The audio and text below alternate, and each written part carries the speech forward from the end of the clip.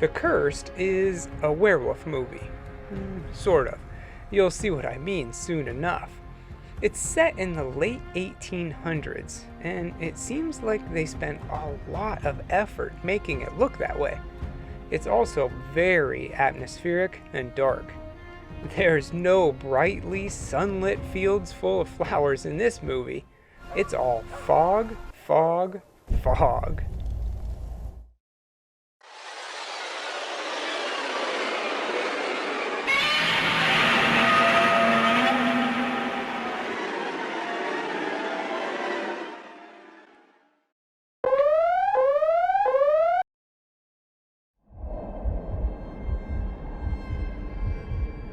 First, it opens up in 1917, during World War I. Men are fighting in the trenches, and it seems like they're getting decimated. Back at the infirmary, things aren't any better. Men laying all over the place dying. One man is brought in with gunshot wounds. As the doctor gets the bullets out, he notices something else inside. This time, it's a silver bullet. It's now 35 years earlier, and we meet the Laurent family. Isabel, Seamus, Charlotte, and Edward. They're your typical 1800s rich family, with maids and servants all running around doing the chores, while the Laurents just do rich people stuff. I don't really know. Most of them are okay, but Seamus, well, he is not a good man. You see, the elders of the town meet up to discuss what to do about some Romanian travelers on their property. Seamus doesn't like them being on his land, even though they've lived there longer than he's owned it. He's tired of making deals with them and just wants them gone. So the priest, of all people, suggests that they hire mercenaries to send a message and to get them to leave. Well, it works, but I think he'll soon regret doing this, because before the attack, the travelers prepared a curse. They melted down some silver and turned it into some sinister-looking teeth. The backstory behind this is actually pretty neat. It turns out that those silver coins they melted down were the 30 pieces of silver Judas received for betraying Jesus. Not just some old silver coins that represent the betrayal, no, they confirm it. It's the actual coins. Pretty neat. I like when movies do that kind of stuff. So, anyway, the hired hitmen leave no survivors, gathering up everyone and killing them. It's all pretty brutal. One guy gets dismembered and stuffed like a scarecrow. The leader is buried alive, which would suck, but think about that poor actress. She's getting dirt thrown on her, and they don't hold back. Cut away already. Just don't really bury her alive. Anyway, part of this curse is that the men involved and their families will have terrible nightmares. And it starts right away, with them seeing the scarecrow and something buried at its feet. Later that day, all the kids get together, and it turns out that they've all had the same dream. So, even though they're not allowed to go where the massacre happened, they check it out. And, sure enough, buried at the scarecrow's feet are the silver teeth. One kid, Timmy, goes into a trance and can't help himself. He puts them in his mouth, and he bites Edward. The kids all go running for help, and eventually get Edward home, and a doctor checks him out, saying that he was bitten by a wild animal and that it looks infected. That night, Charlotte hears her brother freaking out, and by the time she gets her parents, he's gone. The next day, Charlotte goes to church to pray, and Timmy's there. He's confused and doesn't remember what happened, and Charlotte doesn't hold back, telling him that he basically killed Edward. This is where they confirm the silver teeth were made from the 30 pieces of silver. It makes me wonder what really happened to that silver. I mean, it's a metal and it has to still be around today, right? What if you could just buy one of the coins on eBay? I would do that, just to have it. Well, on second thought, maybe I wouldn't want that. Anyway, Timmy leaves the teeth at the church as it's holy ground, and he takes off into the woods, and Edward is there waiting for him. Timmy hides in a burned-up shed, but it's no use. Edward has changed, and Timmy is his first victim. Now we meet John McBride, a pathologist, who seems to have an ulterior motive for coming into town. He and Lieutenant Moliere pay the family a visit. After hearing about Timmy's death, John takes a look at the body and determines that it was an animal attack. But he wants to stick around a little bit longer. Does he know that werewolves exist? Or is he just being cautious? Moliere, on the other hand, says, "Not my problem," and nopes out of there. Good police work. There's nothing more I can do.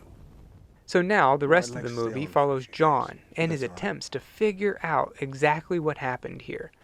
He gets the whole story, and it's basically an exposition dump, which clears up anything in case you were confused. Basically, Edward was bit, and he's now a werewolf. Got it? Okay, let's move on. That night, John has the scarecrow dream, but this time he sees a woman and a child. No doubt his family, who were afflicted by this curse in the past. So in case there was any question, he knows what's going on here.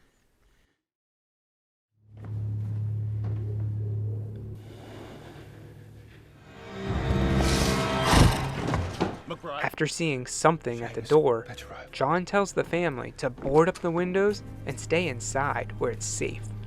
Easy for the family to do, but the workers still have a job, and Seamus makes them do it.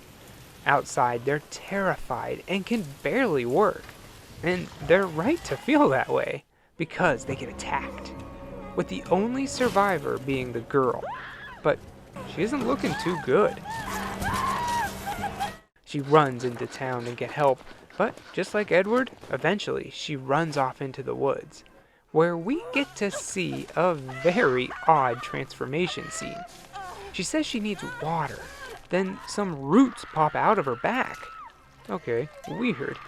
Then, when she gets to the river, they pull her under and wrap her up like a cocoon. John spends the next day in the woods making traps. And his hard work pays off because he's attacked, and after a little bit of a struggle, he manages to kill the beast. He takes the body into town for all to witness what is about to happen. He cuts it open, and inside is the worker girl. But she's changed and must be euthanized. Now, Seamus has seen it for himself, and what his greed has done for his only son. The townspeople have gathered in the church for safety, and Charlotte gives the silver teeth to John, who has them melted down into silver bullets. Meanwhile, the maid goes outside to get the laundry, and she's attacked. So, she'll turn soon. Later on, Seamus hears her transforming, and he goes in and blows her head off. But a candle fell in their struggle, and the house catches on fire. Worse yet, Seamus runs outside, leaving the doors open. John finds Seamus in what looks like a barn full of alcohol. Now, knowing what he did wrong, and that he will soon turn, Seamus takes his own life by lighting the place on fire. John gets out and runs to the house to save Isabel and Charlotte, but they have their own problems. They have to escape the flames, but can't because Wolf Edward is climbing up the stairs. Well, it doesn't really amount to anything. He doesn't attack, they just hide inside, and when the coast is clear, they escape. All three of them run to the church. John informs everyone of what happened and how Seamus is now dead, and their best option is to wait here for the night, until daylight, then draw it out in the open and get a clean shot with a silver bullet. But that doesn't happen, because in the middle of the night, Isabel hears her son crying outside the church door. Thinking she can save him, she opens it like a dummy, and the werewolf comes in attacking. The place goes nuts. Bodies flying all over the place, people shooting everything that moves. It's all chaos until Isabel commands Edward to stop. John takes aim, but Isabel won't let him take Edward away from her. So, he shoots her too. Good for him. It's about time someone makes a good decision. If you have to kill someone to save the whole town, then do it.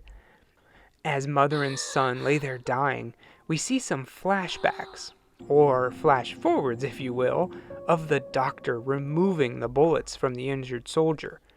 Yeah, remember that scene all the way in the beginning? Well, it turns out that that man was Edward. For some reason, he ended up being just fine.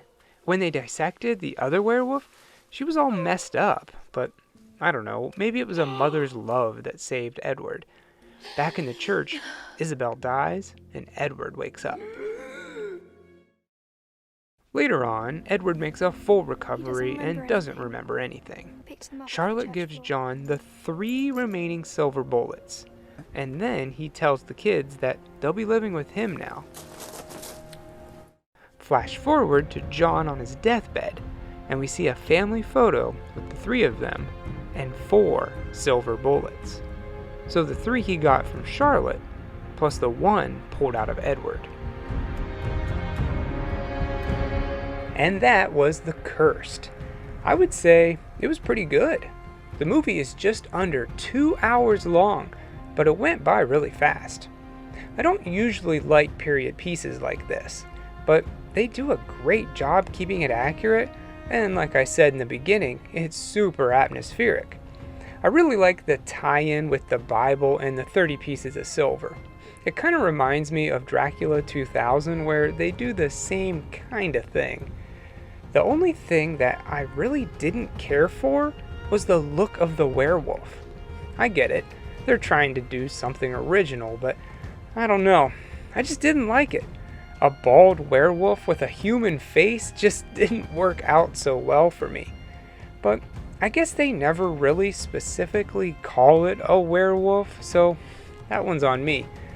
Other than that, this is a good one to watch for a modern day twist on a timeless tale.